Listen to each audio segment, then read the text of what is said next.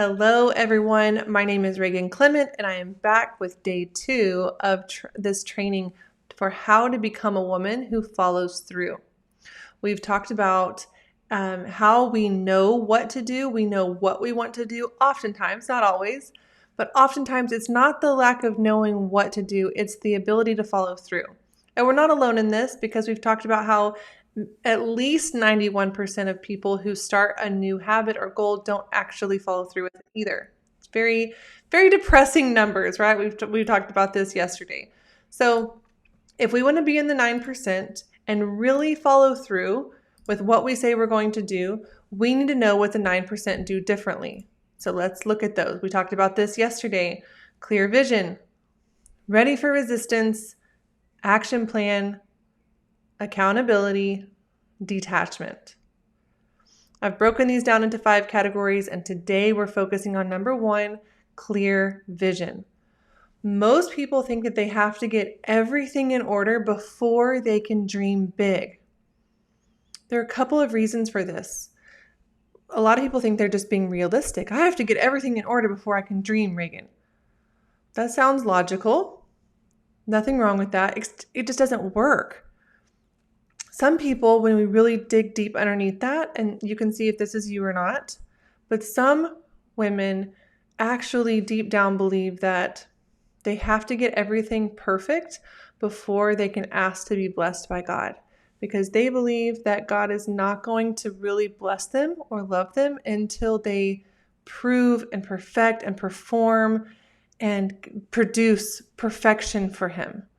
And so if that's you, I just want to put that in there for a second, just as a little thought of, I know you don't really believe that, but sometimes that's a sneaky little thought that makes us stick with this idea of, I have to get everything in order before I can dream big. But there's a better way to do this. So let's start with this example. I want to move into a nice house on a few acres of land, but I have years of work before I can even begin to think about that. I hear this a lot.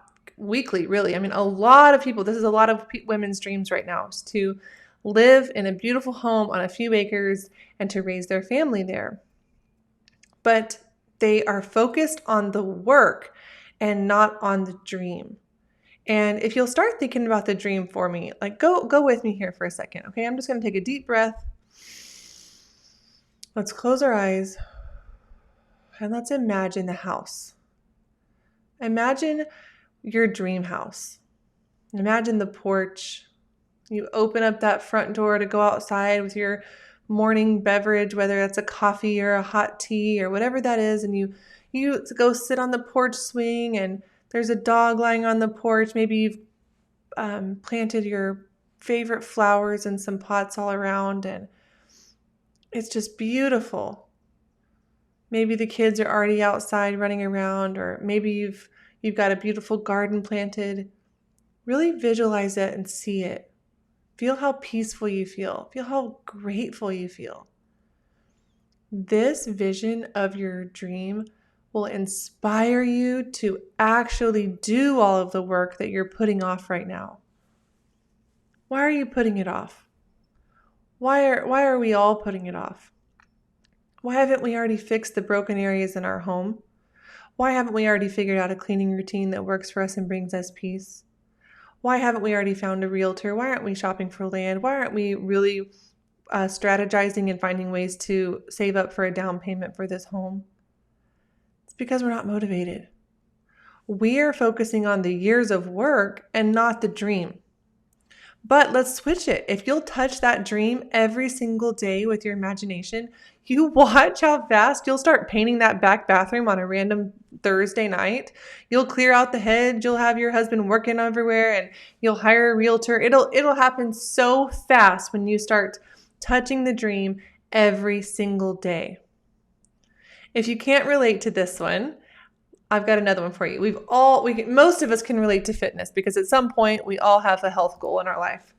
So this is another common goal that I hear people say, I want to eat better and exercise.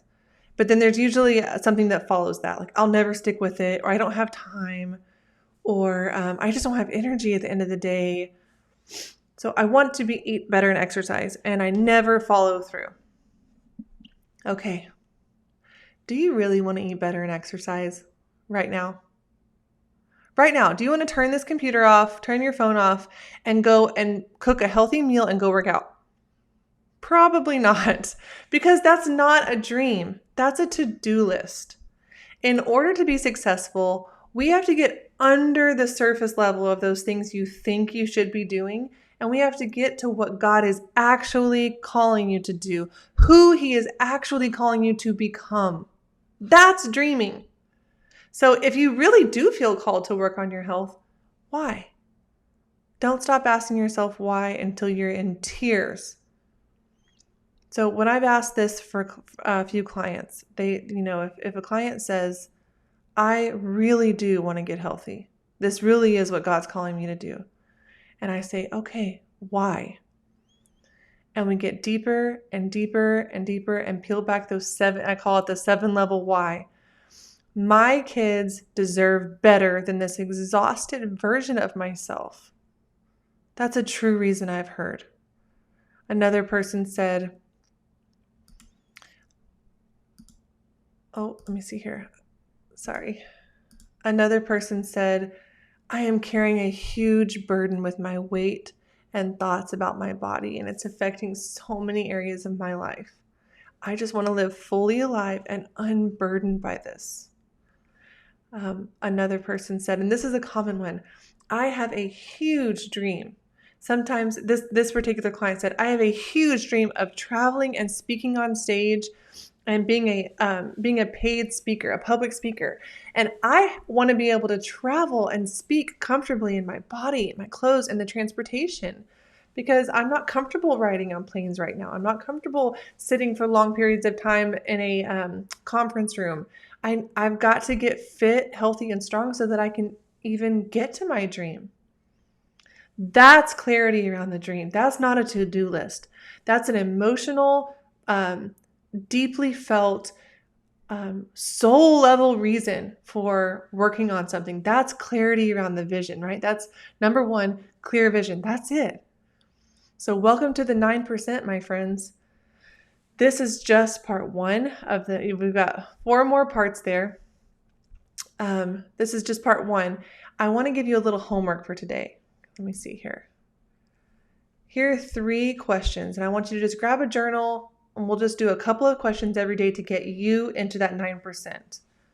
Here are your 3 questions. What's your number 1 dream right now? There's no pressure on this. There's no pressure. Why is it really important to you? Get specific. This is where whatever you answer, I want you to ask yourself why 7 times until it's really so clear and gritty that you want to cry. It's embarrassing to share with people. And lastly, why does it need to be my priority this season? And then we will meet back here tomorrow for part 2, Ready for Resistance. See you then.